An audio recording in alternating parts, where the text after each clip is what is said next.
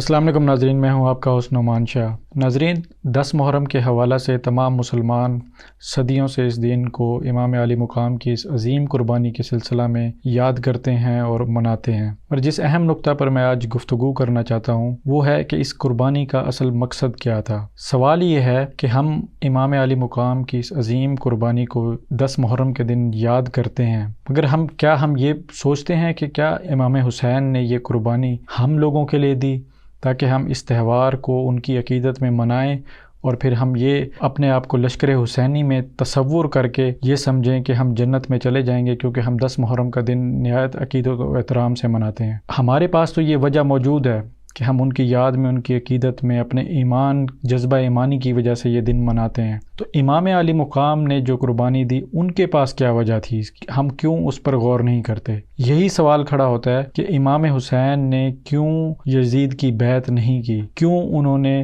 اپنی بیعت لینے کو ترجیح دی، کیوں انہوں نے حج کا اہم تہوار چھوڑ کر رخت سفر باندھا اور وہ کربلا کے مقام پر ان کی تمام اپنے اہل بیت کے ساتھ شہادت ہوئی۔ ہم یوں تو گفتار میں سب حسینی ہیں، اور 70-72 سال سے جب سے پاکستان بنا ہے، یزید کے کردار پر تو ہم لعنتیں بھیجتے ہیں اور اس کو اپنے ایمان کا جزو سمجھتے ہیں اور اپنے آپ کو تصور کر لیتے ہیں کہ ہم امام حسین کے لشکر میں شامل ہیں۔ تو کیا وجہ ہے کہ جب ہم عملی طور پہ پاکستان یا اسلام کے مقدر یا اسلام کی حاکمیت کی بات کرتے ہیں تو ہم یزید کا کردار کیوں بھول جاتے ہیں؟ کیا یزید کے کردار میں جو خامیاں اور خرابیاں تھیں جن کو امام عالی مقام نے نہ مانا اور بیعت کرنے سے انکار کر دیا، کیا وہ خامیاں اور برائیاں ہم ہر اس امیدوار میں دیکھتے ہیں جس کو ہم ووٹ دیتے ہیں؟ کیا ہم اسلام کے ووٹ کو اتنا ہلکا جانتے ہیں کہ ہم اپنی مسلکی عقیدت میں، اپنی برادری کی عقیدت میں، اپنی زبان کی عقیدت میں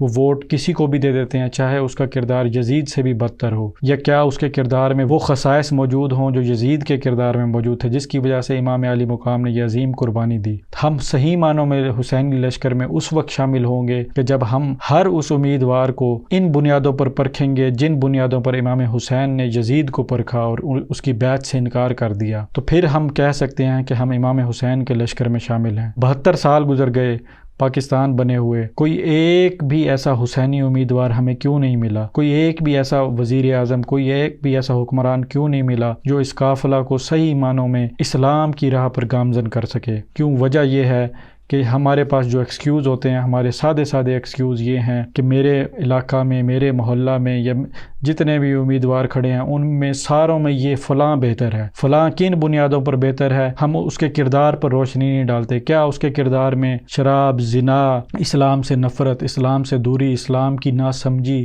یہ ساری چیزیں اگر اس کے کردار میں شامل ہیں تو ہم کہتے ہیں ہم کیا کریں، ہمیں تو یہی لوگ اویلیبل ملے تو ہم ان میں سے کسی کو ووٹ دیں گے۔ کیا امام حسین نے یہ والا ایکسکیوز اپنایا جو ہم اپنا رہے ہیں؟ امام حسین نے کس بات کو ترجیح دی؟ انہوں نے اس بات کو ترجیح دی کہ میں خود یزید کے مقابلہ میں بیعت لوں گا۔ تو ہم کیوں نہیں کھڑے ہو جاتے اگر ہمیں ایسا کوئی امیدوار نہیں مل رہا جس کو ہم سمجھیں کہ وہ کردار میں بالکل امام حسین کی سنت پر ہے یا حضور پاک صلی اللہ علیہ وسلم کے بتائے ہوئے قرآن و حدیث کے احکام پر عمل کرے گا؟ اگر کوئی ایسا کینڈیڈیٹ موجود نہیں ہے تو پھر ہم خود کیوں نہیں حسینی سنت پر عمل کرتے ہوئے اپنے حلقہ میں کیوں نہیں الیکشن لڑتے؟ ہم نے اپنی ہر جد و جہد کو کامیابی سے کیوں مشروط کیا ہے؟ ہمارا تو کام تھا حکم اذان دینا۔ جب امام حسین جب وہاں سے کوفہ کی طرف نکلے تو کیا وہ یہ گارنٹی لے کر گئے تھے کہ میری بیعت ہو جائے گی اور میں پھر خلیفہ بن جاؤں گا؟ بالکل بھی نہیں۔ ان کا کام تھا نکلنا۔ کامیابی ناکامی اللہ کے ذمہ ہوتی ہے، اور آج ہم سب نے دیکھ لیا کہ اس قربانی دینے کے باوجود امام حسین کی کامیابی گردانی جاتی ہے اور یزید کی شکست مانی جاتی ہے۔ یہی پیغام میں عوام کے ساتھ ساتھ علماء کرام کو بھی دینا چاہوں گا۔ جو علماء سیاست میں حصہ نہیں لیتے، جو علماء یہ سمجھتے ہیں کہ یہ نظام ٹھیک نہیں ہے، وہ یہ کہتے ہیں کہ جب نظام ٹھیک ہو جائے گا یا جب ایسے لوگ آ جائیں گے جو اسلام پسند ہوں گے تو پھر ہم ان کو ووٹ دیں گے، ہمارا کنارہ کشی کرنا زیادہ بہتر ہے۔ تو پھر میں یہی کہوں گا، تو پھر یہ ایکسکیوز یا یہ والی مصلحت تو امام علی مقام کے پاس بھی تھی، مگر وہ انہوں نے پھر بھی سفر کیا اور انہوں نے اپنی ساری اہل بیت، اپنے خانوادہ رسول کو ان کی شہادت دینا پسند کیا، تکیہ کرنا یا مصلحت سے انہوں نے کام نہیں لیا۔ اور یہی پیغام میں اپنے ان حکمرانوں کو دوں گا جو یہ سمجھتے ہیں کہ ہم اتحاد اس لیے قائم نہیں کر سکتے کیونکہ ہر کسی کی اپنی اپنی مصلحتیں ہیں، ہر کسی کی اپنی اپنی مجبوریاں ہیں، تو پھر بات وہی آ جاتی ہے۔ تو پھر ہم کس طرح اپنے آپ کو سمجھتے ہیں کہ ہم حسینی قافلہ کے ممبر ہیں؟ میرے خیال سے جس وجہ سے امام علی مقام نے یزید کی بیعت لینے سے انکار کیا، ہم اس وجہ پر غور نہیں کرتے، اس وجہ کو اپنے عملی کردار میں نہیں اپناتے، بلکہ ہم اس کو ایز اے رسم کے طور پہ کہ امام علی مقام کی قربانی کے بعد ان کی شہادت ہو گئی اور اس 10 محرم کے دن کو ہم اس یاد میں صرف مناتے ہیں،